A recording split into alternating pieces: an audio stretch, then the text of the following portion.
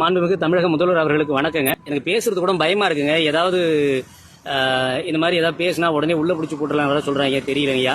ஆனா என்னுடைய ஆதங்கத்தை எங்க மக்களின் சார்பா, பொதுமக்களின் சார்பா நான் தெரிவிக்க வேண்டிய கட்டாயத்தில் இருக்கேங்க. ஏன்னா நான் டிஎம்கேக்கு ஓட்டு போட்டேங்க, அதை ஓப்பனா சொல்ல முடியும். ஏன்னா எங்க ஊர் சைடு வந்தீங்கன்னா தெரியும், நாங்க பரம்பரையா டிஎம்கே சப்போர்ட் பண்றவங்க. இது எனக்கு ஏதாவது அரசியல் பின்விளைவுகளை ஏற்படுத்தினாலும் பரவாயில்லைங்கய்யா. ஆனா லஞ்சம் தலைவிரிச்சு ஆடுதுங்கய்யா, தலைவிரிச்சு ஆடுது. வெறும் கம்யூனிட்டி சர்டிபிகேட், இன்கம் சர்டிபிகேட் கூட ஒரு 500 ரூபா 1000 ரூபா கொடுக்காம வாங்க முடியலைங்க.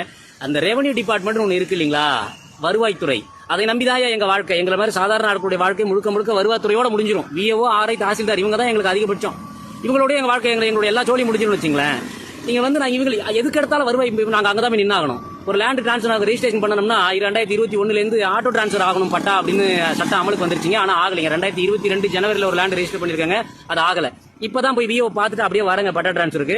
ஊர்ல ரொம்ப ஓப்பனாவே எங்க விஏஓ போன போட்டு தாசில்தாருக்கு பணம் போகல, அதனால உங்களுடைய நீங்க அப்ளை பண்ண சர்டிபிகேட் அவங்க ரிஜெக்ட் பண்ணாங்க. நீங்க திரும்ப அப்ளை பண்ணிட்டு தாசில்தார ப்ரூஃப் எடுத்துட்டு போய் நேரா பாருங்க. ஐயா, நேரா பார்க்க கூடாதுங்கிறதுக்காக தானே இந்த டிஜிட்டல் சேவைன்னு ஒன்று வச்சிருக்கீங்க. எல்லா டாக்குமெண்ட், எல்லாத்திலையும் டாக்குமெண்ட் நம்பர் இருக்கு. உங்கள்ட்ட ஒரு போர்ட்டல் இருக்கு, டாக்குமெண்ட் நம்பர் போட்டா அந்த டாக்குமெண்ட் பேக்கா ஒரிஜினல் உங்களுக்கே தெரிஞ்சிட போதுங்களா. எதுக்கு நேரா டாக்குமெண்ட் வாங்கி அந்த பணம் கருமத்தை நீங்க கேட்டு அக்கௌண்ட் ட்ரான்ஸ்ஃபர் பண்ணி தொலைச்சிட்டு போறோம். நீங்க தான் எங்களை கேட்கறதுக்கு நாங்க நாதிட்டு கிடக்கிறோம்ல. இந்த லஞ்ச ஒழிப்பு துறையில ஒன்று இருக்கா இல்லையானே தெரியலீங்களா. ஐயா, தயவு செஞ்சு கொஞ்சம் காப்பாத்துங்க. எங்களுக்கு 2000, 4000, 5000ங்கிறது அவர் ரொம்ப சாதாரணமா 2000, 5000, 10,000 பட்டா டிரான்ஸ்ஃபருக்கு 10,000 வாங்குறாங்க. ஐயா, 10,000ங்கிறது எங்களோட 3 மாசம் செலவுங்க. எங்களுடைய 3 மாசம் செலவுங்க.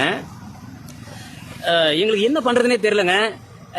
தெரியல, இந்த வீடியோ நாளைக்கு வைரலா போகலாம், இல்ல இதனால எனக்கு பிரச்சனை வருமானு கூட தெரியல. ஆனா இதை நான் சந்திச்சேன். எனக்கு எல்லாத்துக்கும் ப்ரூஃப் இருக்கு என்கிட்ட. இது ஆமா, இவன் ஏதாவது அலிகேஷன் வைக்கிறனா அப்படின்னா, இல்ல யார் மாதிரியா குற்றச்சாட்டு வைக்க வேண்டிய நிலை எனக்கு இல்ல. ஏன்னா அதை தாண்டி எனக்கு நிறைய பர்சனல் ஒர்க் இருக்கு. இது என்னுடைய வலி வேதனை, இது என்னுடைய வழி இல்ல, பொதுமக்களுடைய வழி வேதனை.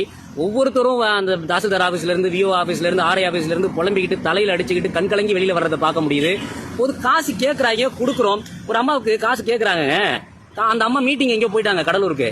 காசை வேற அவங்கள்ட்ட சொல்லியிருக்கேன், அவங்கள்ட்ட காசை கொடுத்துட்டு ஒரிஜினல் டாக்குமெண்ட் அவங்கள்ட்ட வெரிஃபை பண்ணிட்டு போங்கிறாங்க. அவங்க பேர் HDD, ஏதோ தலைமை இணை எழுத்து துணை வட்டாட்சியர் ஏதோ சொல்றாங்க அந்த பதவி பேரு.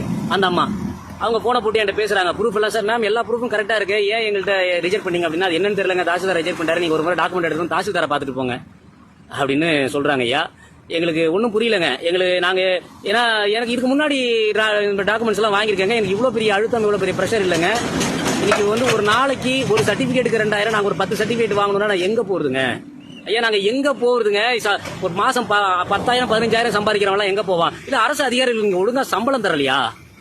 இல்ல என்னங்க பிரச்சனை? இவ்வளவு ஓப்பனா பொதுமக்கள் இருக்கிறாங்களேன்னு சொல்லி அவங்க கேட்ட பணத்தை கேட்டு, சரி அந்த கருமத்தை கேட்டு கொடுத்துருவோங்கிற முடிவுக்கு பணத்தை கொடுக்கறதுக்கு நம்ம தயங்கி எப்படி நமக்கு எல்லாம் சுத்தி ஆளுங்க இருக்காங்களே, இந்த பணத்தை எப்படி வாங்குவாங்கிற தயக்கத்தோட நாம வெளியில வரேங்க. நான் வெளியில வரேன், அவர் ஏன் என்னாச்சு, ஏன் வெளில போறீங்க அப்படின்னு சொல்லி அத்தனை கொடுங்க அப்படின்னு சொல்லி எல்லா மக்களுக்கு முன்னாடியே அந்த பணத்தை வாங்குறாங்க. அங்க இருக்கிறவங்க அத்தனை பேரும் என்னையும் பாக்குறாங்க, அவரையும் பாக்குறாங்க.